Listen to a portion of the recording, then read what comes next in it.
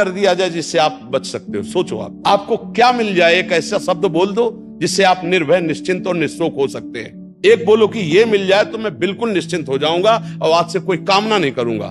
बोलो, कोई एक बात बोलो। नहीं बोल सकते। आज हमारे बच्चों में बहुत जल्दी इतना सोचने की क्षमता आ गई है कि अब तो यार जीवन किस काम का। कहीं कोई ब्लैकमेल कर रहा तो जीवन, अरे हमें लड़ना है।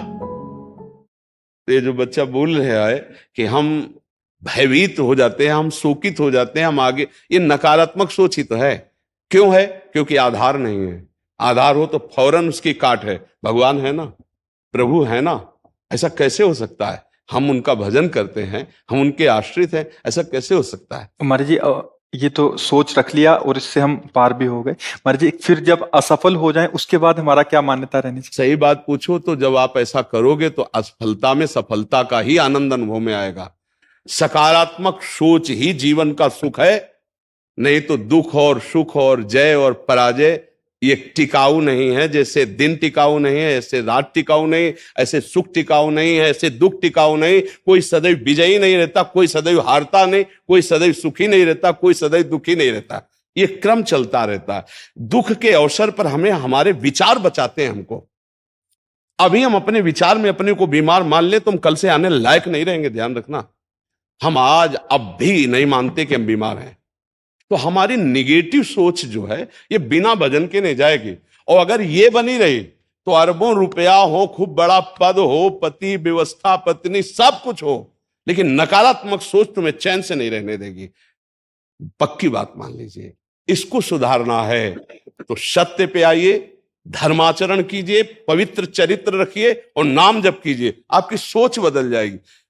देखो, आपकी सोच अच्छी है तो आप थोड़ा कम पैसे वाले भी है ना, गरीब भी हैं, तो मस्त रहेंगे। सोच सही नहीं है तो चाहे आपके पास अरबों रुपया हो, आपका जीवन नरक जैसा रहेगा। क्योंकि आपकी सोच अशांति, कलह, नाना प्रकार की वासनाओं में, खेल में फंसाकर आपको नष्ट कर देगी। तो हमें लगता है कि बिना अध्यात्म के चिंता, भय, शोक इसका दूर होना बहुत कठिन है। नाम जप करो, चरित्र पावन रखो। आज प्रायः चरित्र को हम नहीं सुरक्षित रख रहे।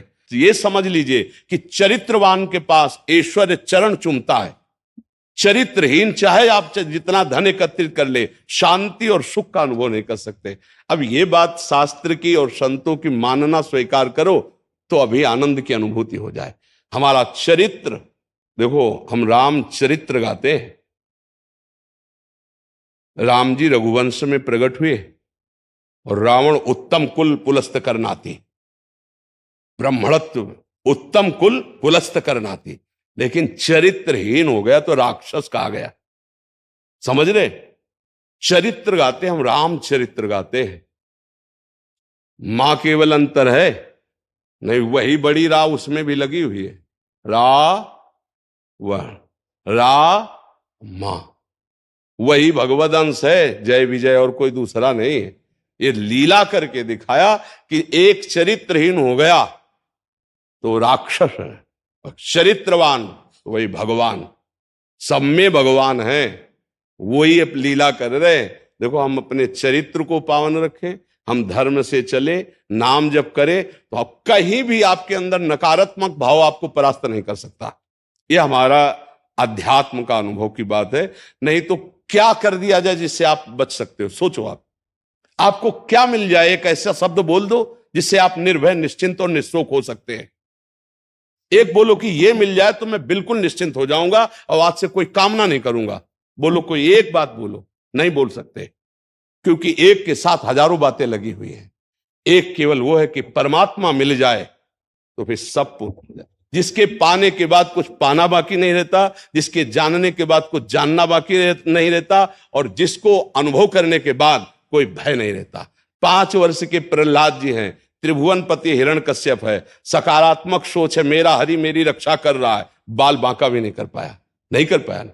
हाँ, अगर हमारी कभी पराजय होती तो उस समय भगवान इतना बल देते हैं, इतना सुख देते हैं कि वो पराजय क्षण में नष्ट हो जाती है, हमें शोक नहीं होता। देखो, बड़े बड़े भक्तों को पराजय का मुख देखना पड़ा। धर्मराज युधिष्ठिर, अभिषेक हुआ, इंद्रप्रस्थ के सिंहासन पर चक्रवर्ती सम्राट पद पर बैठे कपटियों ने कपट करके परास्त किया। 12 वर्ष का वनवास, 1 वर्ष का अज्ञातवास, परिणाम भारी कष्ट सहा। ऐसे महारथियों को छुप के रहना पड़ा, लेकिन परिणाम फाइनल पे आइए तो चक्रवर्ती सिंहासन पर महाराज युधिष्ठिर ही बैठे, उनके कुल में कोई नहीं रह गया, सब विनाश को प्राप्त हो गए।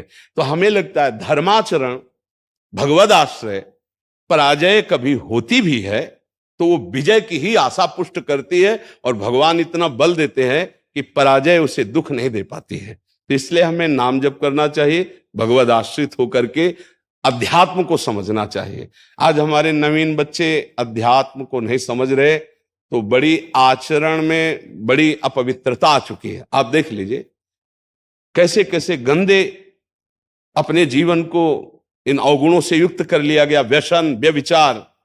अब ये अध्यात्म का ज्ञान ना होने के कारण अपना नाश कर रहा है। तो चरित्रहीनता, गुणहीनता और नकारात्मक सोचे, अगर इनको हमें ठीक करना है तो हमें बहुत सावधान रहना, हमें अपने चरित्र को बचाना है। आज हमारे बच्चों में चरित्र सुरक्षित नहीं रह पा रहा है। आज बच्चों का जीवन बड़ा संकटपूर्ण जा रहा है। बात पक्की समझना, हमको जब ऐसी बात आती है तो हम दुखी होकर के बोलने लगते हैं कि आज हमारे राष्ट्र का जो ये नवीन भविष्य है, ये संकटपूर्ण परिस्थिति में जा रहा है। गर्लफ्रेंड, ये बॉयफ्रेंड, ये व्यसन, ये इनको चैन से नहीं रहने देंगे। नवीन नवीन अवस्था के बच्चे हैं, जब गंदे आचरणों में फंस जाते हैं, अब उनको ब्लैकमेल किया जाता है। वो अपने माँ बाप से बता नहीं सकते कि दूसरे से कहने घुटते रहते हैं, और अगर ज्यादा घुटन आ गए तो अपने आप को। तो इसलिए हमें लगता है अध्यात्म को समझा जाए और नाम जप करते हुए चरित्र पावन रखा जाए। आपका इसमें कोई संशय? हाँ, आप अच्छे आचरण वाले बने, खूब नाम जप करें और धैर्यपूर्वक विश्वास रखें कि भगवान मेरे साथ हैं। अगर कभी ऐसी हार या पराजय या दुख आता है तो हम उसको सहने के लिए धैर्यवान रहें। हम उसमें इतना निगेटिव न सोच जाए कि हमारा जीवन से ही निराशा हो जाए। आज हमारे बच्चों में बहुत जल्दी इतना सोचने की क्षमता आ गई है कि अब तो यार जीवन किस काम का। कहीं कोई ब्लैकमेल कर रहा तो जीवन, अरे हमें लड़ना है। हम कल भी कह रहे थे कि बच्चों को चाहिए माता पिता से दोस्त जैसा व्यवहार करें, और माता पिता को चाहिए कि बच्चों से दोस्त जैसा व्यवहार करें। दोनों आमने सामने बैठकर उनके हृदय की बात को जानें और उनको दोस्त की तरह सपोर्ट करें, तो आगे बढ़ सकते हैं, वो दलदल में फंसे हुए निकल सकते हैं। नहीं तो कई ऐसे गंदे बच्चे होते हैं जो अच्छे बच्चों को अपने विषय जाल में फंसा करके उनके जीवन को बर्बाद करते हैं। बकाया नकारात्मक सोच के लिए नाम जप बहुत जरूरी है। चाहे आप स्त्री हो, चाहे पुरुष हो, चाहे गृहस्थ हो, चाहे विरक्त हो, जब तक नाम जप नहीं करोगे, आचरण पवित्र नहीं रखोगे, तो वास्तविक सुख का अनुभव नहीं होगा। नाम जप बहुत आवश्यक, इसलिए हम सबसे प्रार्थना करते हैं नाम जप करो, शराब मत पियो, मांस मत खाओ, पराई माता बहनों की तरफ गंदी दृष्टि से मत देखो, गंदे आचरण मत करो। ये मनुष्य जीवन ऐसे गंदी बातों के लिए नहीं मिला। गृहस्थी में हो तो धर्माचरण करते हुए धर्म पूर्वक विषय भोगो और नाम जप करो, भगवान को प्राप्त हो। जी।